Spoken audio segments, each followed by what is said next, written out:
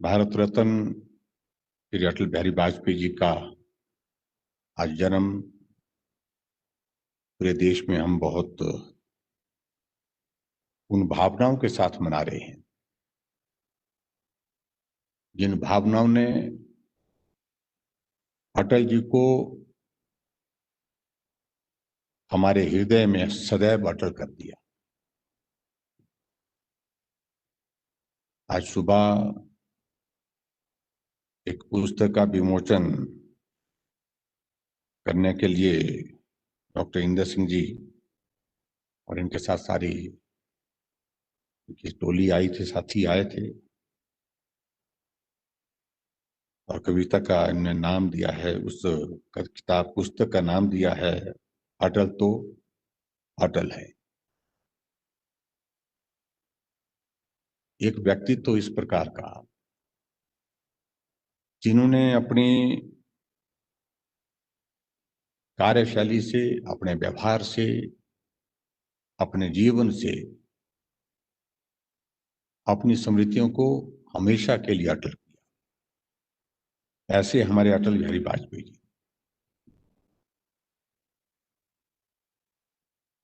आज का ये दिन हम सुशासन दिवस के रूप में भी मना रहे हैं।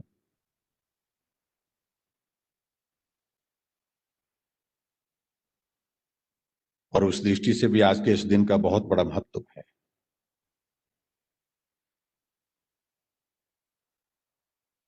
एक ऐसा व्यक्तित्व जो जिनमें नेतृत्व था,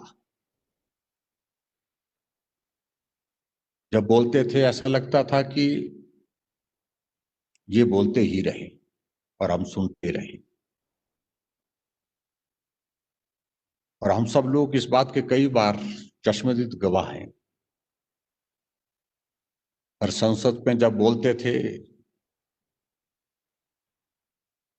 विपक्ष की ओर से प्रहार होता था, कड़ा प्रहार होता था, बहुत बड़ा शोरगुल होता था, लेकिन उसके बावजूद उस शोरगुल में भी अगर अटल जी संसद में बोलने के लिए खड़े होते थे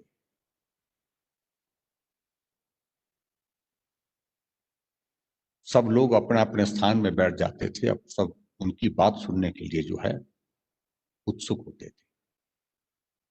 ये बहुत ही दुर्लभ इस प्रकार का नेतृत्व। मुझे व्यक्तिगत रूप से उनकी सभाओं का आयोजित करने के लिए एक बार नहीं अनेक बार अवसर मिला।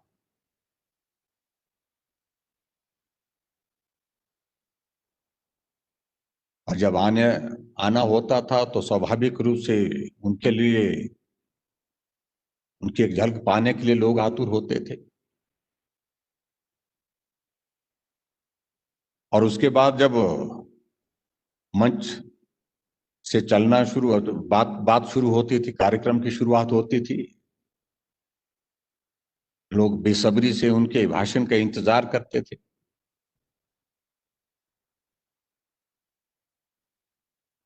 और आमतौर पर जब सभा लंबी होती है तो उस स्थिति में ऐसा हो जाता है कि आदमी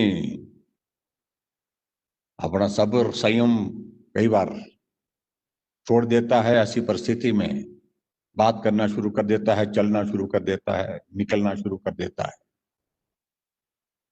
लेकिन उसके बावजूद अटल जी का व्यक्तित्व ऐसा था कि उनकी बारी का सब लोग इंतजार करते थे। और बारी जब भाषण की आती थी सब लोग भाषण को सुनते थे। अगर भाषण कहीं छोटा हो गया तो लोगों को इस बात की निराशा होती थी, अभी अटल जी को और बोलना चाहिए था, हम सुनना चाहते थे। या आजकल के संदर्भ में मैं कह सकता हूं कि ये नेतृत्व में ये सारी चीजें देखने को बहुत कम मिलती है। अगर कहीं कार्यक्रम में विलंब हो गया, कार्यक्रम लंबा हो गया, सब लोग इस बात का इंतजार करते हैं कि कार्यक्रम समाप्त कब हो और हम चले। ये सारी बातें मुझे लगता है कि बहुत ज्यादा जो अटल जी के साथ इस प्रकार से जुड़ी हुई थी।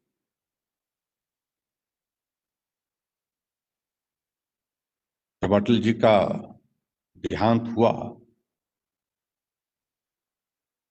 अंतिम यात्रा में हम भी उसका हिस्सा बने, हम भी उस यात्रा में चले, लगभग 6 किलोमीटर तक हम चले। आदरणीय प्रधानमंत्री जी और उस वक्त अमित शाह जी पार्टी के अध्यक्ष थे, सब लोग चलते गए चलते गए,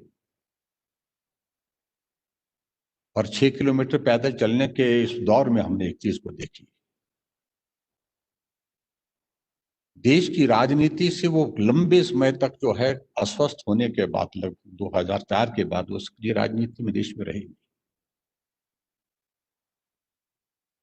इतना लंबा अंतराल हो जाना, राजनीति में सक्रियता नहीं। लेकिन जब उनकी यात्रा निकली, हम सोच रहे थे कि अटल जी की आयु के लोग, अटल जी के साथ काम करने वाले लोग और हमारी पार्टी के जो संगठन के जो लोग जो वैचारिक दृष्टि से जुड़े हैं, उनके बीच में, उनके मन में इस प्रकार का भाव होगा जो दर्शन करने के लिए मिलेंगे रास्ते में। लेकिन हमने इस बात को देख करके हैरान हुए। उस यात्रा का, अंतिम यात्रा का 6 किलोमीटर का सफर खत्म हो गया, लेकिन लोगों की कतार खत्म नहीं। और उस कतार में नौजवान, यूथ, इतनी बड़ी संख्या में जोश और जुनून के साथ अटल जी को जो श्रद्धांजलि देने के लिए और नारे लगाते हुए वो जो उनका अभिवादन करते हुए, बहुत विचित्र लगा। इतना लंबे समय तक, यहाँ आज की परिस्थिति में हम इस बात को देखते हैं कि अगर कुछ व्यक्ति राजनीतिक क्षेत्र में सक्रिय होते हैं तो याद करते हैं, लेकिन जब सक्रियता कुछ महीने तक भी अगर नहीं होती है तो भूलना शुरू कर देते, भूल जाते, नहीं रखते याद।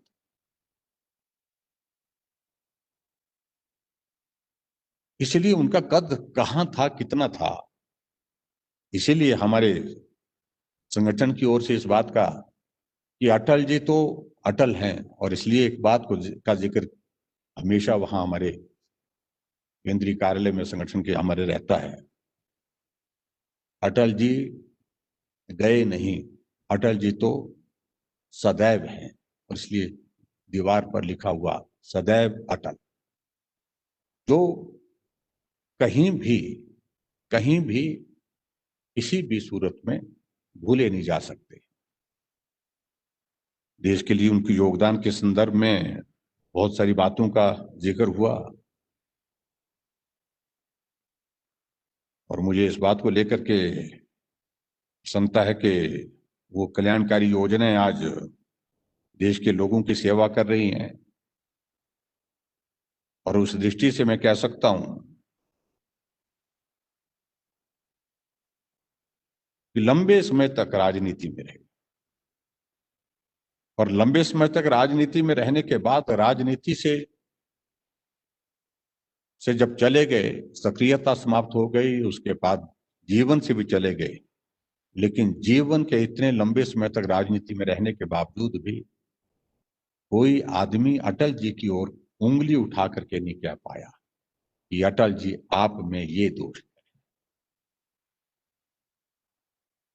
एक भी बात जो है वो, एक भी बात अटल जी के बारे में जिस प्रकार से, जो इस प्रकार से सुनने को नहीं मिली। बहुत मुश्किल है आज के इस दौर में।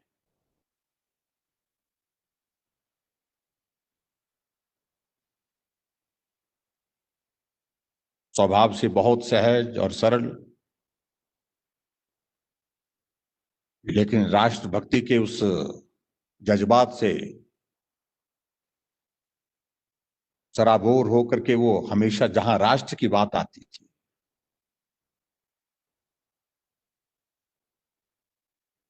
परमाणु परीक्षा ये छोटा विषय नहीं था। और उस वक्त भारत की परिस्थिति भी इस प्रकार की नहीं थी कि वो, देखने में राष्ट्र बड़ा होना एक जगह है, लेकिन राष्ट्र का वो स्थान, वो सम्मान, उस कद के अनुसार होना, उस कद के मुताबिक होना, वो अलग बात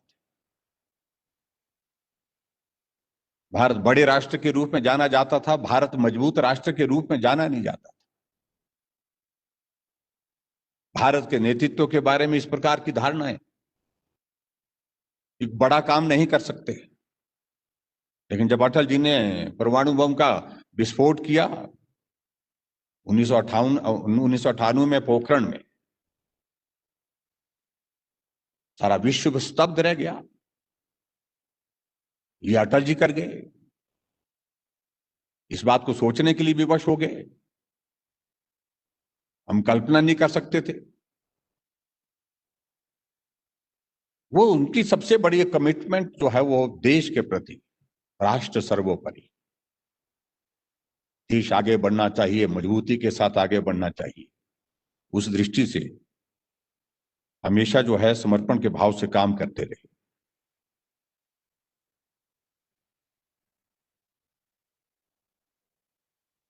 जिन योजनाओं का जिक्र किया, आज भी प्रधानमंत्री ग्राम सड़क योजना, सर्व शिक्षा अभियान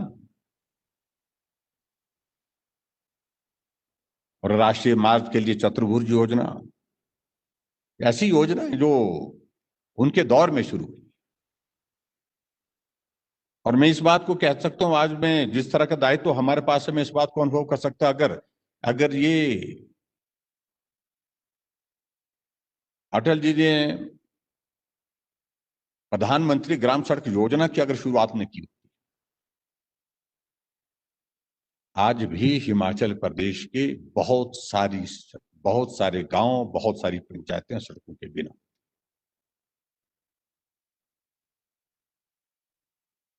आज हमारे हिमाचल प्रदेश में नई पंचायतों का अगर हम करें, जिक्र करें तो 3615 पंचायतें बनती हैं और उसमें से लगभग 80 पंचायतें ऐसी जहां पर सड़क की सुविधा अभी तक जो है वो धीरे धीरे पहुंच रही है, जहां कम है, मतलब जहां सड़क नहीं पहुंच पाई ठीक तरह से।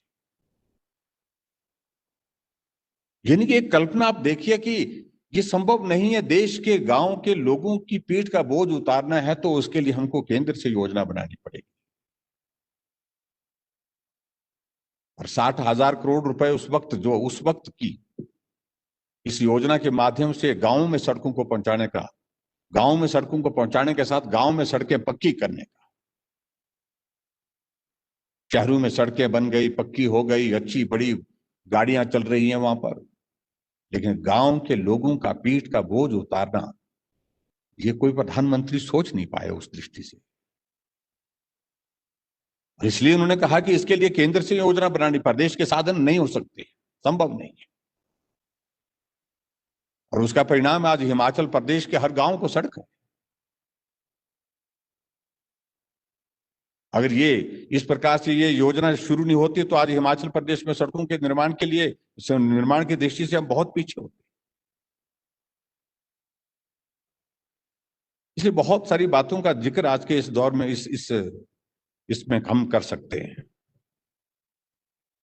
और आज मुझे इस बात की प्रसन्नता है कि एक सौभाग्य हमको प्राप्त हुआ कि अटल जी की एक भव्य प्रतिमा शिमला के रिज के मैदान, जो विश्व का केंद्र है आने जाने का। हम और काम नहीं कर सकते, बड़ा काम नहीं कर सकते, हमने कहा कम से कम ये योगदान तो हम सब लोगों को देना चाहिए, ताकि पूरा विश्व का जो भी टूरिस्ट आता है, देश का, दुनिया का जो टूरिस्ट आता है और यहाँ रिज के मैदान से होकर के वो अगर गुजरे तो नजर उस मूर्ति पर पड़नी चाहिए और वो स्मरण करे कि हम हिमाचल के लोगों ने भी अटल जी को यहाँ इस मूर्ति के माध्यम से अटल किया है। क्योंकि अटल जी का हिमाचल के लिए बहुत बड़ा स्नेह शायद हम कल्पना नहीं कर सकते। बतौर प्रधानमंत्री भी इतनी व्यस्तताएं होती हैं, लेकिन ऐसे प्रधानमंत्री हमने आज तक नहीं देखे कि जो कैंप ऑफिस जो है वो 7 दिन के लिए दिल्ली से उठा करके किसी गांव में पहुंचा देते थे, और हिमाचल प्रदेश के परीनी के गांव में।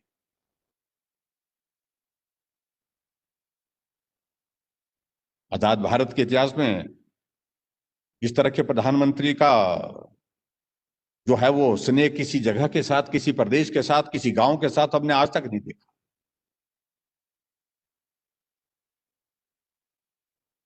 लेकिन ये था, आते थे, रुकते थे, लोगों को मिलते थे, कविता लिखते थे, कविता सुनाते थे। ये सारी चीजें हमेशा हम हिमाचल वासी भूल ही नहीं सकते। इसलिए नहीं भूल सकते क्योंकि उनका उनकी यादें जो है इस प्रकार से हमारे दिल और मस्तिष्क पर है, जिन्हें मिटाया नहीं जा सकता।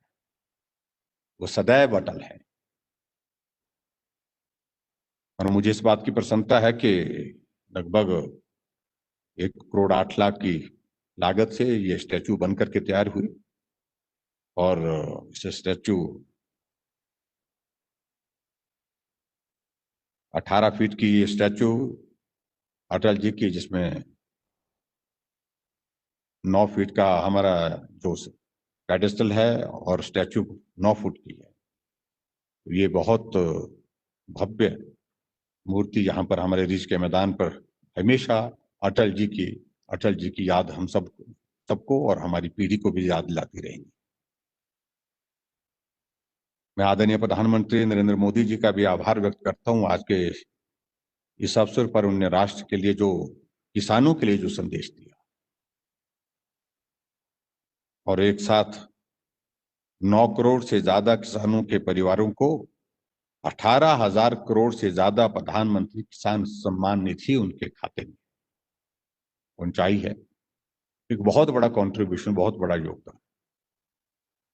भारत गांव में रहता है, 80% आबादी गांव में रहती है, और गांव में रहने वाला आदमी हर या तो किसान है या तो बागवान है, यानी कि किसान है। और जब गांव में रहने वाले आदमी के, जिसकी आबादी 80% है, उसकी प्रगति के बारे में हम सोचे ना, उसके भविष्य के बारे में हम सोचे ना, तो देश आगे नहीं बढ़ सकता है। इसलिए आदरणीय प्रधानमंत्री जी ने कहा कि 2022 तक हमको किसानों की आय को दोगुना करने के लक्ष्य के साथ काम करना है। और सिर्फ कहा है नहीं, वो कर भी रहे। किसानों के लिए जो बिल, जो उनके हित के लिए, उनके हितकारी, उस बिल को लाना और उस बिल का अनावश्यक रूप से राजनीतिक दृष्टि से विरोध होना, कई बार ये बहुत विचित्र लगता है।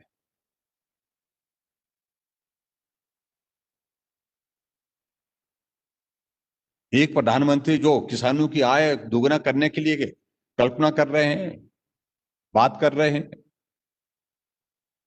एक प्रधानमंत्री जिन्होंने इस बात को सोचा कि किसान की फसल होगी तो भी, नहीं होगी तो भी, उनके उनके खाते में, जो हमारे छोटे किसान हैं, 25 बीघा से कम जमीन वाले किसान, लघु और सीमांत, उनके उनके खाते में 6,000 रुपये हर साल कम डालते रहे। महत्व इस बात का नहीं कि पैसा कितना आ रहा है, डाल रहे हैं। महत्व इस बात का कि उनके प्रति भाव क्या है, मंशा क्या है। वो तो साफ और स्पष्ट इस योजना के माध्यम से दिखती है कि किसानों की मदद करना, उस दृष्टि से इसकी शुरुआत की गई है। और मैं उम्मीद करता हूं कि आने वाले समय में किसान बिल के बारे में जो जितने भी कंफ्यूजन हैं, कुछ जो आपस में जो ऐसी बातें हैं जिनके कारण ये परिस्थितियां इस प्रकार की हुई हैं, वो सारी समाप्त हो जाएंगी। और बहुत जल्दी जो है वो ये सारा संकट समाप्त हो जाएगा, और हम सब लोग जो है वो राष्ट्र निर्माण के कार्य में मिलकर के काम करेंगे। आज का दिन कई मायनों से महत्वपूर्ण है। आज क्रिसमस भी है। क्रिसमस के इस अवसर पर भी मैं शुभकामनाएं देता हूं सभी को। आज मदन मोहन मालवीय जी की, उनका भी जन्म है,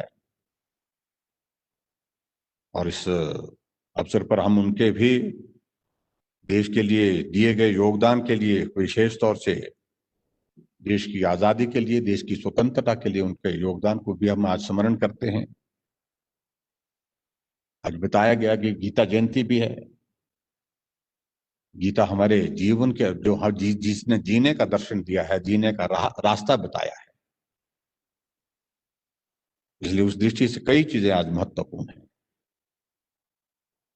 मैं आज के इस कार्यक्रम में बहुत लंबी बात नहीं कहते हुए आप सभी महानुभाव का आभार व्यक्त करता हूं। आप सब लोग आए, और जो हमारे कविजन यहाँ पर बैठे हैं, जिन्होंने कविताएं सुनाई, बहुत ही सुंदर कविताएं, बहुत ही गहरी, गंभीर, जो उसमें कविताओं में, आपकी कविताओं में जो भाव है,